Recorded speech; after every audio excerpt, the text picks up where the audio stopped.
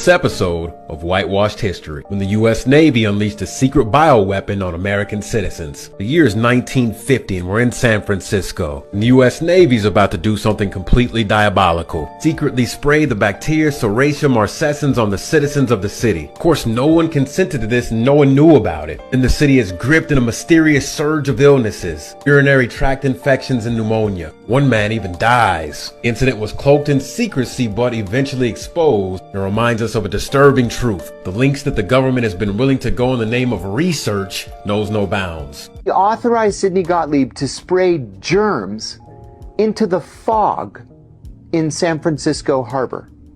The point was to try to infect 800,000 people in San Francisco with this germ just to see how many would get sick.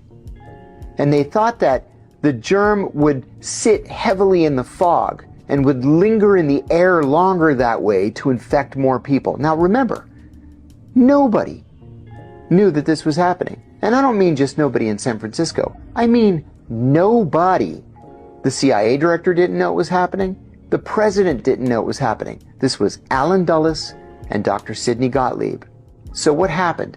They spray this poison into the air, and 11 people got identical urinary tract infections within the next 3 days. Now, we know that these were specific to the germ because these urinary tract infections included bleeding, but with blood that had crystals in it. Doctors were so taken aback by the fact that this wasn't just a urinary tract infection, but these people were discharging crystals from their bodies, that they actually got together in doctors' groups and talked about it. That what in the world is this? Is this some kind of a new disease? And then like magic, it just went away. And it went away because it was just a CIA experiment. In 1951, Allen Dulles becomes the director of the CIA, just like he planned to.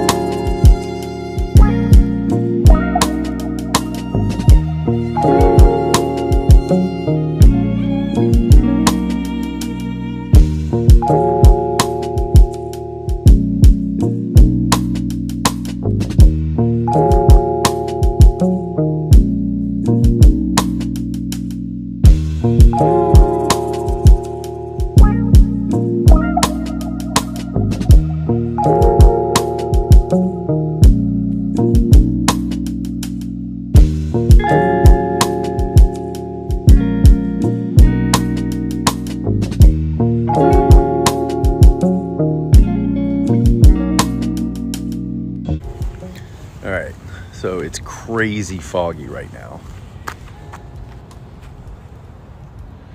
But that's not the weird part, okay? Like, number one, it's weird because as it gets later in the day, fog should lighten, dissipate, and it's really not. But the weirdest part is the taste and smell.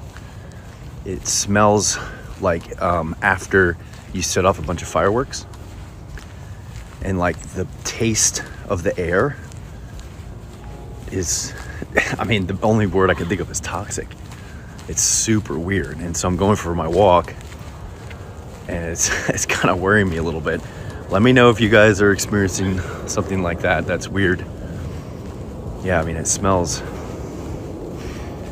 not right. And I'm 41. I've been through fog. This is something different. Let me know if you guys are experiencing something like that.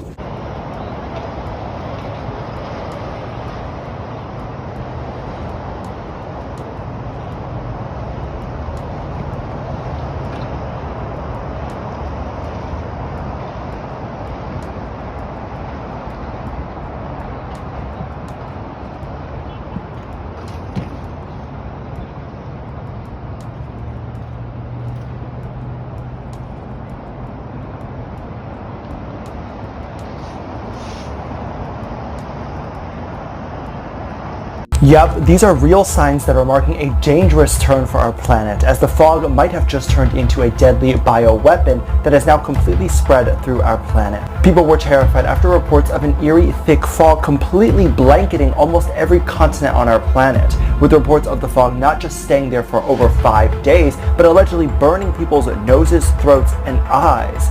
Haunting footage shows not only one woman after getting her car washed, seeing black film on the car after just leaving it there from the fog. The fucking car doesn't stay white for any longer than a day. Like, look at all this. I went and got this car cleaned 5 days ago. With many people alleging they have heard sounds from inside the fog, and it even smelling like chemicals, to which many believe it's being artificially made as a bioweapon to pollute our air to end us.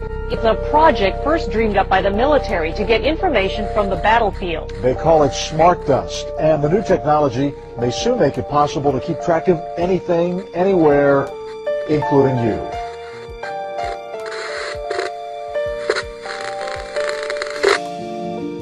Smart dust originated with DARPA back in the 90s. This powder-sized chip is something called the Mu chip from Hitachi. It's the smallest commercially available RFID system in the world. You can literally scatter this stuff like dust or embed it into a sheet of paper.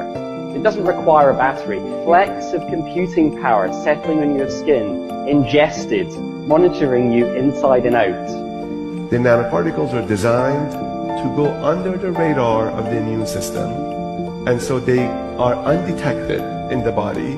We have computing everywhere, we have connectivity everywhere, we have infrastructure that can compute those with new capabilities like AI. If you have enough data and you have enough computing power, you can understand people better than they understand themselves, and then you can manipulate them in ways which were previously impossible. Transhumanism is a growing movement that aims to use technology to modify our bodies, sometimes in radical ways to make them stronger, faster, and better.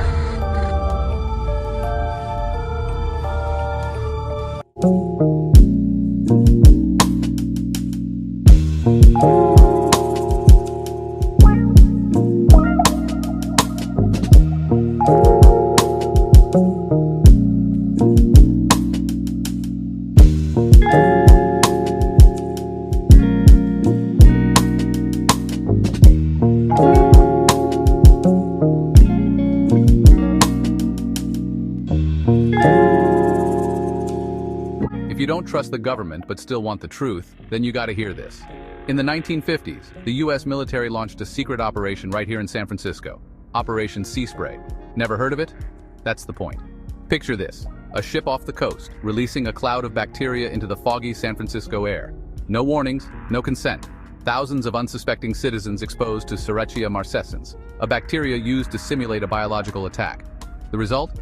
Mysterious illnesses, unexplained hospitalizations, yet the truth stayed under wraps for decades. Why did they do it? To test the city's vulnerability to bioterrorism. But at what cost? Public trust shattered. Secret experiments on American soil. Operation Seaspray wasn't just a one-time deal. It was part of a series of covert tests across the country. Ever heard of the St. Louis aerosol tests? Yeah, it's all connected. So next time you hear about government transparency, remember Operation Seaspray. Because sometimes truth is stranger than fiction. Stay curious, stay skeptical, and always look beneath the surface. The 9 most terrifying words in the English language are, "I'm from the government and I'm here to help." Thank you.